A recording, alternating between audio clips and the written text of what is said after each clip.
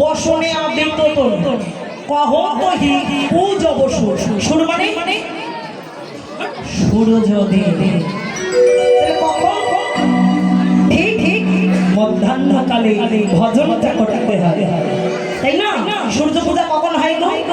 নয় সকালে নয় বিকালে পূজা হয়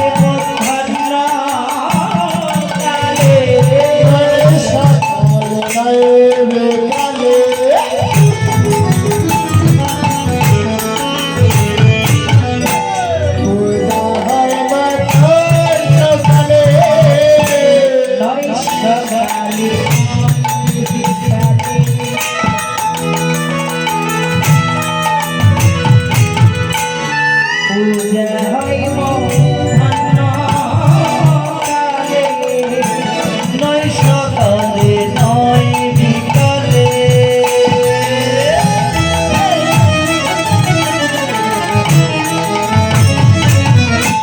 পূজা হই মধ্যাহ্নকালে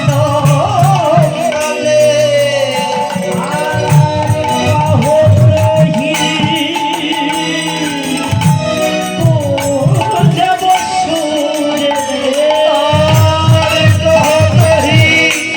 পূজা বসুরে আর কহতরে পূজা বসুরে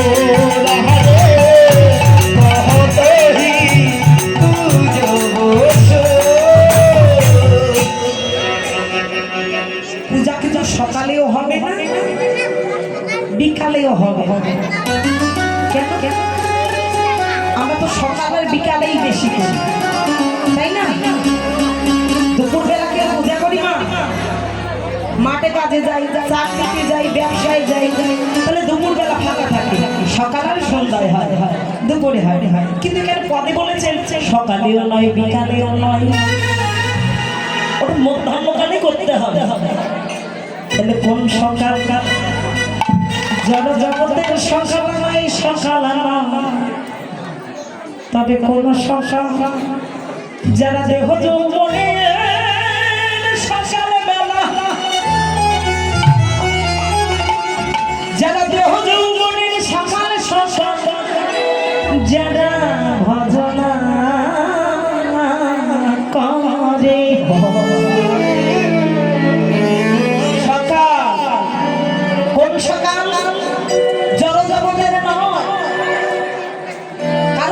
জগতের সকালবেলা আজ যাবে কাল পাবো তাই না?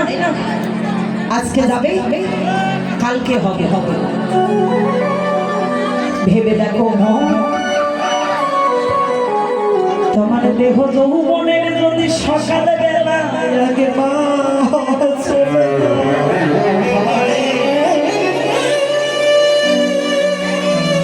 শত সহস্র বৎসর তপস্যা করলে আর ফিরে পাবে না, কখনো সম্ভব না।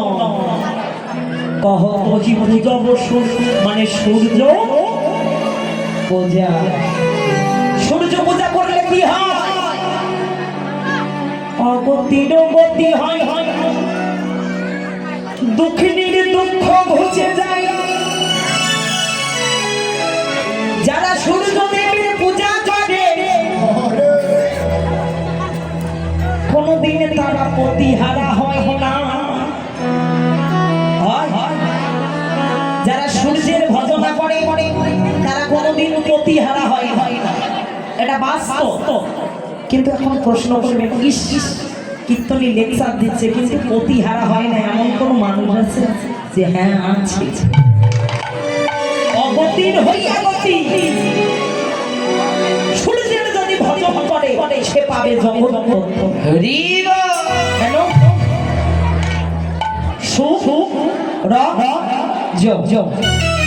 সুসংসের অর্থ হলো সুন্দর। কি সুমানে সুন্দর, রজমানে রমণী। পূজা শব্দে আরাধনা করো কখন? মধ্যাহ্নকালে। কোন মধ্যাহ্ন? দেহ জগতের নয়। যারা দেহ যৌবনের মধ্যাহ্ন সময়, যারা সুন্দর একটা রমণীর সঙ্গ নিয়ে যারা ভজনার ঘরে বসে তাদের দেহ ঘরের কোনোদিন পতির আর মৃত্যুবরণ হয় না। আচ্ছা বলো, যারা জড় জগতে সুন্দর রমণী, তাহলে কোন রমণী? রূপবতী রমণী। সুন্দর মানে তো রূপবতী, তাই না? কে কে সুন্দর মানে রূপবতী না? মহাজন বললেন সে নারী নয়, যিনি ভজনের উপযুক্ত নারী। সে কালো কিংবা ফর্সা, লম্বা কিংবা বেঁটে, এটা বড় নয়। যিনি ভজনের উপযুক্ত এমন একটা রমণীর সঙ্গ নাও। কখন? দেহ যৌবনের মধ্যাহ্নকালে। কেন? সকালবেলা সূর্যের কিরণ গায়ে লাগে না? লাগে? সূর্যদেবের তাপ সকালে লাগে, বিকাল বেলা লাগে। লাগে কখন? ঠিক দুপুর বেলা।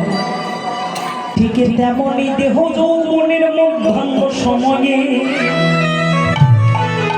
আমার সর্বিত দশের শ্রেয় প্রচন্ড উত্তেজিত থাকে। বাল্যকালে ভজে কৃষ্ণ কৃষ্ণ আবার আসে, যৌবনে ভজে কৃষ্ণ আসে বার্ধক্য বয়সে ভজে কৃষ্ণ, ওই না জমের তার আসে। ও মনে ভেবে দেখো, জড় জগতের সকাল বেলায় আজ যাবে কাল আসবে, আবার মধ্যাহ্নকাল কাজ চলে যাবে, আবার কাল আসবে। কিন্তু তোমার এই দেহ ঘরে যদি সবাই আগে অতিবাহিত হয়ে যায়, শত সহস্র বছর তপস্যা করলেও আর ফিরে আসবে না। আসে বাবা? মধ্যাহ্ন বয়স পর্যন্ত অর্থাৎ বৃদ্ধা পর্যন্ত আমরা কি করেছি? ভজনে নামার সময় হয়নি। আমার তো সামনে অনেক সময় পড়ে আছে, তখন করবো, তাই না? ভাবিতে ভাবিতে তোমার দেহ ঘরের সূর্যটা ডুবে গেল। জড় জগতের সূর্য যদি ডুবে যায়, অন্ধকার হয়। রাস্তার ধারে পথে ঘাটে কত বন্ধু বান্ধব পাওয়া যায়। যেদিন তোমার দেহ ঘরের সূর্য ডুবে যাবে, যেদিন তোমার দেহ ঘরের অন্ধকারে নেমে আসবে, সেদিন তোমার আপন বলিতে আর কেহ না।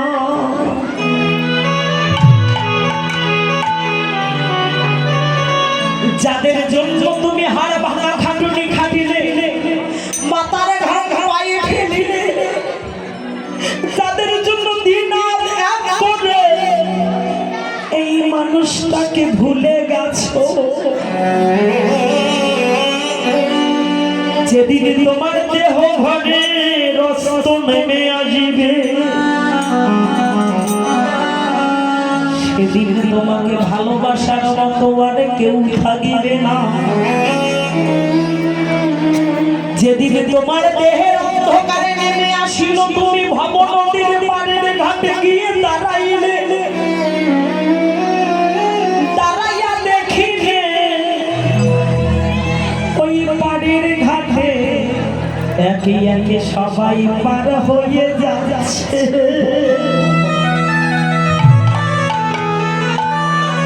পাড়ের ঘাটের নাবিক তোমায় করিবে, পান করিবে না। কৃপা করে আমাকে আধর তো করি যাচ্ছে গো, আমার তো করি নাই, আমার সফল নাই। অমনে ভেবে দেখো, যাদের মহিন বসে মানুষটাকে ভুলে গেলাম, আজ আমার দু চোখ বন্ধ হলো, আমার আপন বলিতে কেউ না।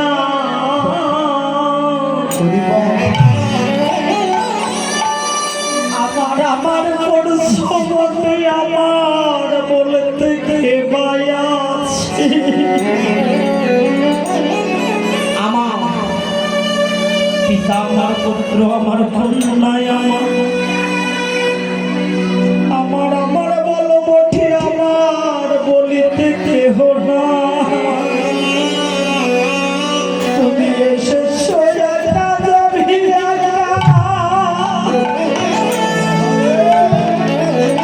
তুমি শেষের দিনে কারো পাবে না দেখা। অমনে ভেবে দেখো, করে কি আপন দেবে রে তুই।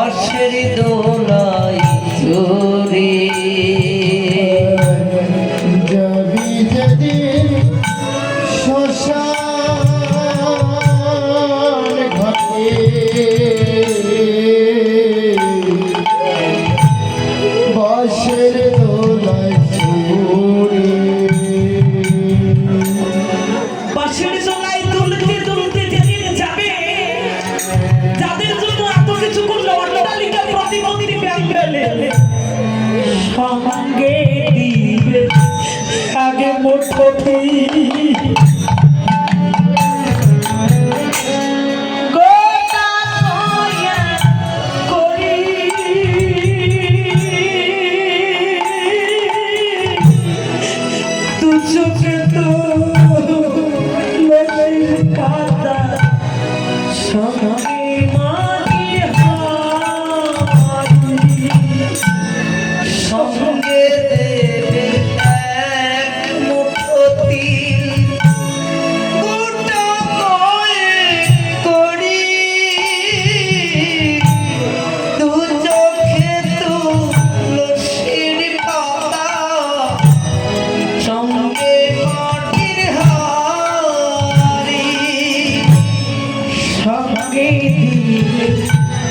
তোমার আগে মুঠো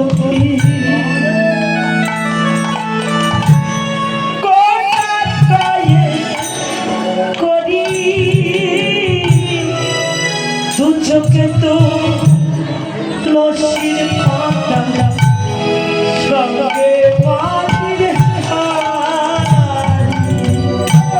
সঙ্গে দিবে এক মুঠোতে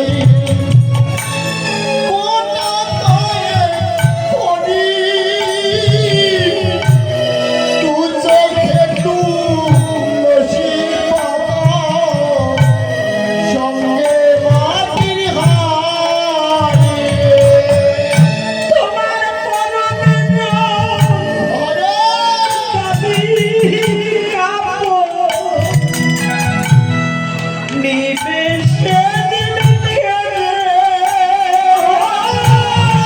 পরনের ওই দামি কাপড় নিবে সেদিন কেড়ে পরনের ওই দামি কাপড় নিবে সেদিন কেড়ে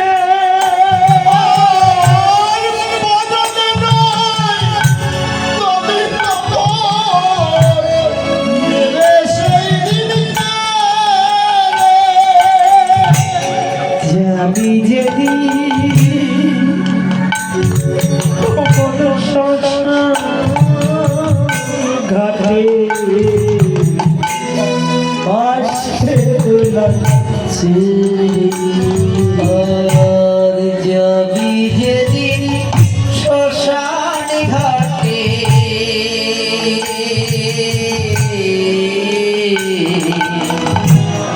বাঁশের দোলাই চোরে